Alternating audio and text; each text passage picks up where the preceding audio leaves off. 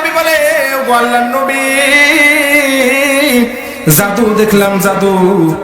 কি জাদু দেখেছো? আল্লাহর নবী বললেন, কি জাদু দেখেছো? সাহাবী বলে, ও আল্লাহর নবী, আমি দেখলাম ওই যে একটা গাছ দূর থেকে এসে আপনার মাথার সামনে দাঁড়িয়েছিল, দীর্ঘক্ষণ থাকার পরে আবার গাছটা তার আপন স্থানে চলে গিয়েছে। আল্লাহর নবী বলেন, এই সাহাবী, তুমি কি জানো গাছটা কি বলে আল্লাহকে? আমি কোরআনে হাকিম থেকে আয়াতে কারিমা তেলাওয়াত করেছি, সূরা আল ইমরান থেকে 31 নম্বর আয়াতে কারিমা, আরো অনেক আয়াতে কারিমা তেলাওয়াত করেছি।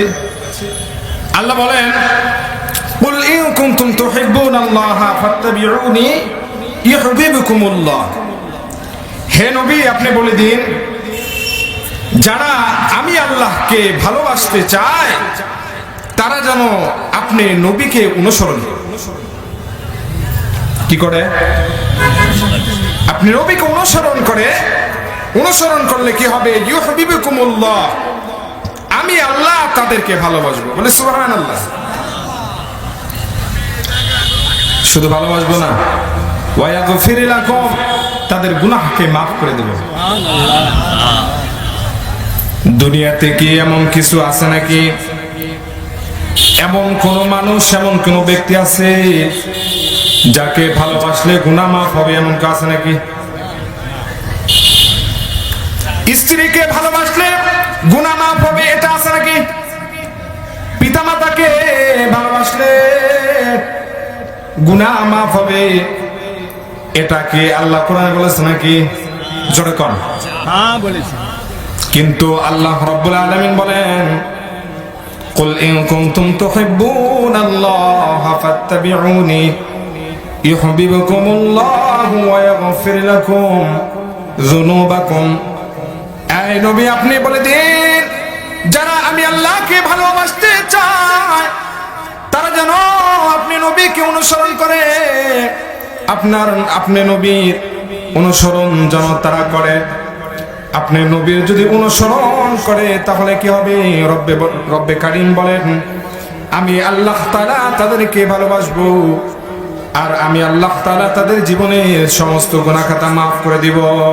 যারা বলে সুবহানাল্লাহ। কারণ নবীকে অনুসরণ না করলে তো নবীর ভালোবাসা প্রকাশ করা যায় না।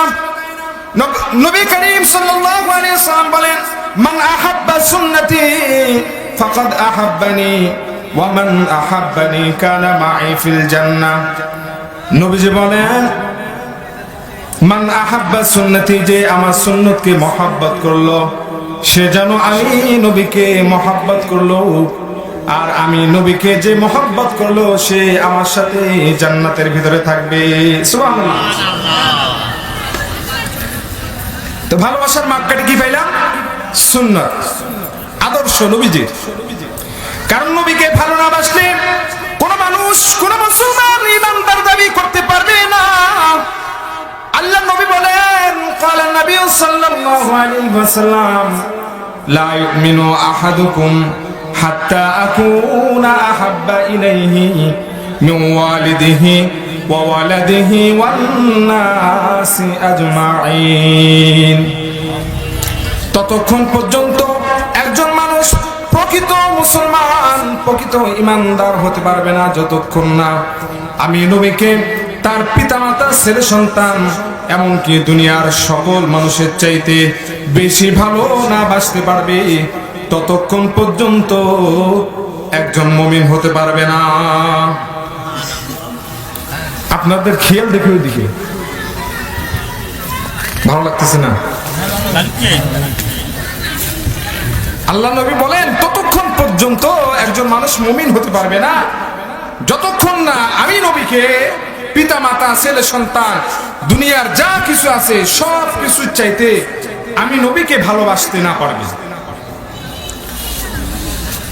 এমনকি নেতার চাইতে বেশি যদি নবীকে ভালো না বাসতে পারেন আপনি ইমানদার হতে পারবেন না।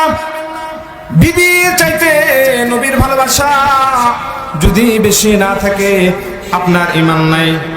বিবি যদি বলে এই দাড়ি কাটো, নবী বলেন তুমি দাড়ি রাখো।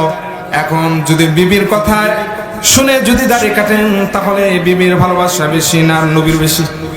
জোরে কম। বিবির ভালোবাসা বেশি। এখানে বিবির ভালোবাসা দেখানোর কারণে আপনি ইমানদার না বেঈমান এটা আপনি নিজে জাস্টিফাই করেন, নিজেই চিন্তা করেন।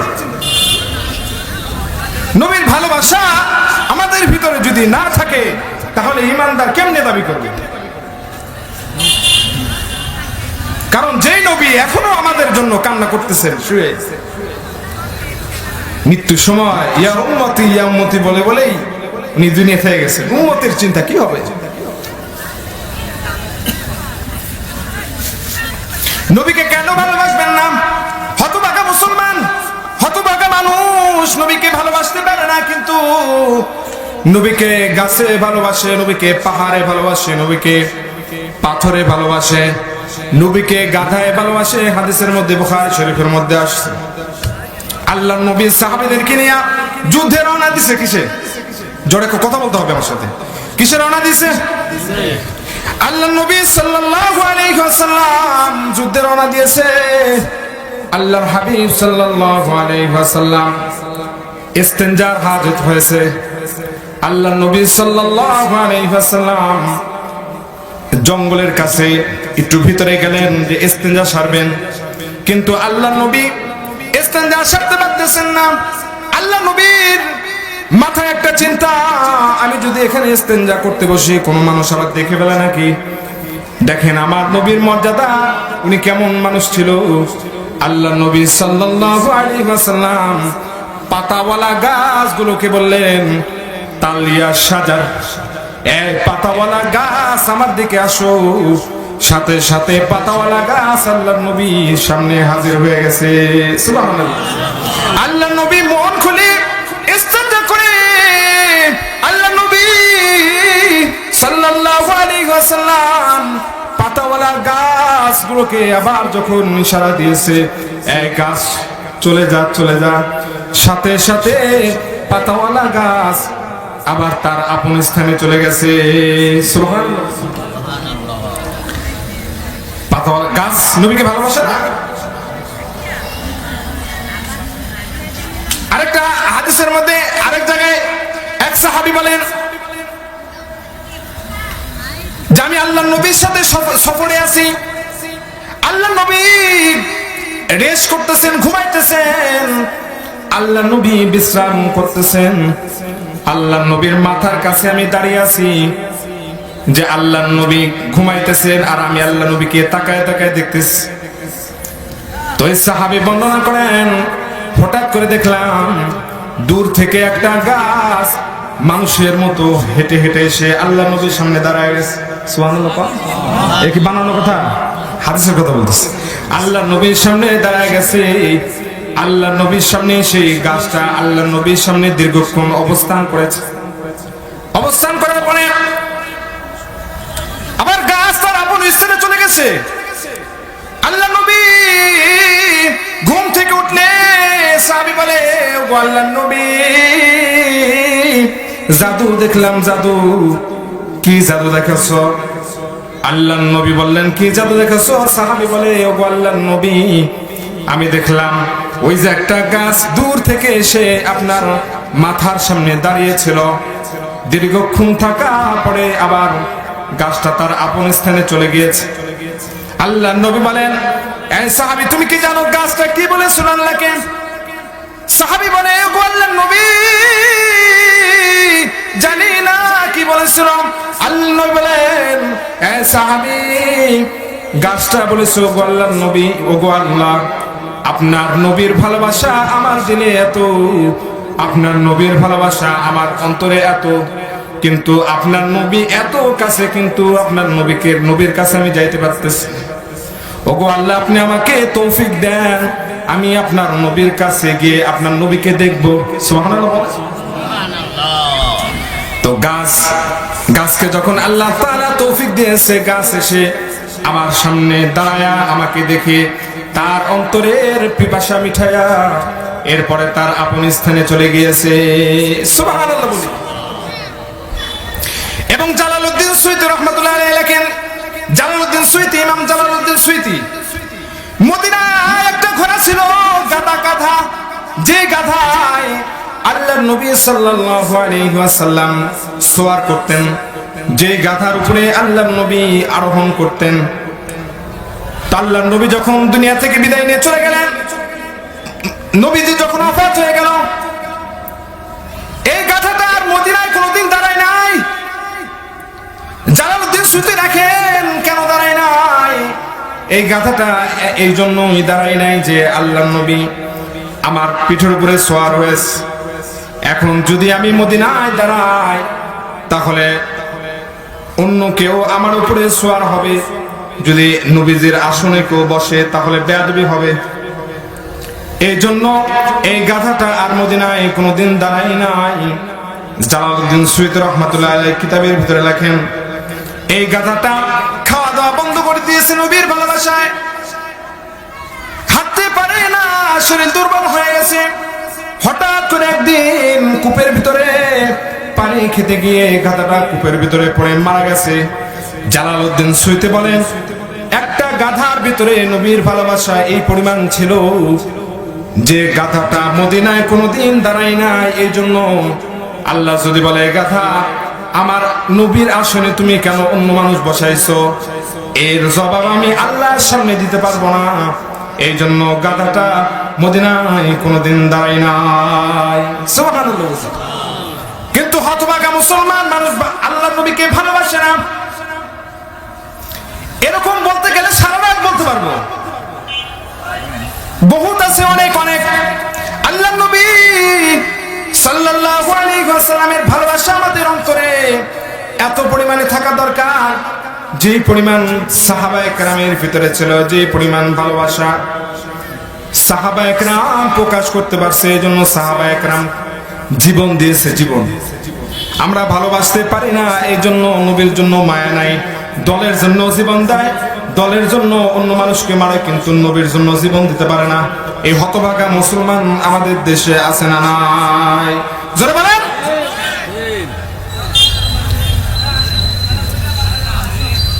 বুখারীতে আছে, মুসলিম শরীফেও আছে হাদিসটি। নবীজির মিম্বারের বর্ণনা। কিসের বর্ণনা? জোরে বলেন। প্রতিটি হাদিসের কিতাবের ভিতরে নবীজির এই মিম্বারের, শুধু নবীজির ভালোবাসা আমাদের অন্তরে একটু ঢুকানোর জন্যই এই একটু বলা। আল্লাহ নবী সাল্লাল্লাহু আলাইহি ওয়াসাল্লামের মিম্বারের বর্ণনা আছে যে আল্লাহ নবী খেজুরের গাছের সাথে হিলান দিয়ে খুতবা দিতেন। এটা জানেন না? জোরে বলেন। কথা কয় না, পাবলিক কি কথা বলেন? আল্লাহ নবী কিসের সাথে হিলান দিয়ে খুতবা দিতেন? খেজুর গাছের সাথে, তা মোড়া খেজুর গাছ।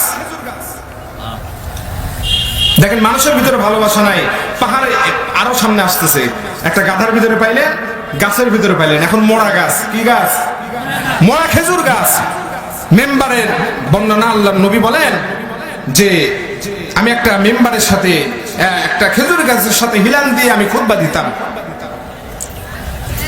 তো হঠাৎ করে এক সাহাবী এসে বলল, ইয়া রাসূলুল্লাহ, ইয়া হাবিবাল্লাহ, আমি আপনাকে একটা মিম্বার বানায় দিতে চাই। আপনি খেজুর গাছের সাথে হিলান দিয়ে খুতবা দেন, এটা আমার ভালো লাগে না। ওগো আল্লাহর নবী, আমি আপনাকে একটা মিম্বার বানায় দেব। তো সাহাবী পরের সপ্তাহে আল্লাহর নবীর জন্য একটা সুন্দর মিম্বার বানায় নিয়ে আসছে। আল্লাহর নবী সাল্লাল্লাহু আলাইহি ওয়াসাল্লাম এই মরা খেজুর গাছটা সরায়া মিম্বারটা ওখানে বসায় আল্লাহর নবী খুতবা দেওয়ার জন্য দাঁড়িয়েছেন। হঠাৎ করে কিতাবের ভিতরে আসছে, বুখারী শরীফের ভিতরে আসছে, এই মরা খেজুর গাছ হাওমা করে কান্না শুরু করছে। হযরত আব্দুল্লাহ ইবনে আব্বাস বলেন, অন্যান্য সাহাবী বলেন, উটের হেনহানানির মতো কান্না। কিন্তু হযরত আব্দুল্লাহ ইবনে আব্বাস বলেন, উটের হেনহানানির মতো কান্না নয়, মানুষের ছোট বাচ্চা মা দুধ না দিলে যেরকম ভাবে কান্না করে, ওই মরা খেজুর গাছ আল্লাহর নবীর বিচ্ছেতে ওরকম ভাবে কান্না শুরু করছে। আল্লাহর নবী খেজুর গাছটাকে বললেন, এই খেজুর গাছ, কান্না থামা।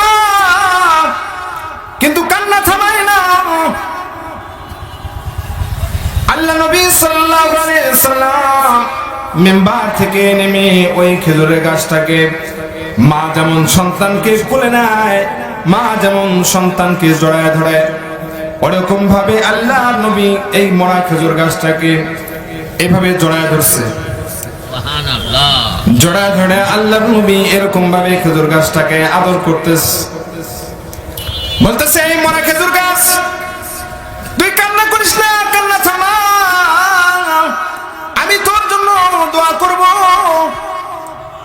কিয়ামত পর্যন্ত হাত পাবি, জীবিত হয়ে তুই আমার উম্মতদেরকে খেজুর খাওয়াবি যতদিন আমার মসজিদে নববীর ভিতরে আমার পরবর্তী উম্মতরা আসবে, তাদেরকে তাদের তোর গাছের খেজুর দ্বারা তাদের মেহমানদারি হবে, তুই একটু থাম। তো খেজুর গাছের কান্না থামে না। তো আল্লাহর নবী সাল্লাল্লাহু আলাইহি ওয়াসাল্লাম খেজুর গাছকে বললেন, খেজুর গাছ আমি বুঝতে পারছি তুমি দুনিয়ার হায়াত চাও না, তুমি পরকালের হায়াত, তুমি দুনিয়ার হায়াত চাও না, তুমি চাও আমার সাথে জান্নাতে থাকতে। যাও যাও, আমি তোমার জন্য দোয়া করলাম, তুমি জান্নাতে আমার সাথে থাকবে। দুনিয়াতে তো আমাকে খেজুর দিতে পারো না, তুমি জান্নাতে আমাকে খেজুর দিবে, আর আমি নবী বসে বসে খেজুর খাবো। সুবহানাল্লাহ।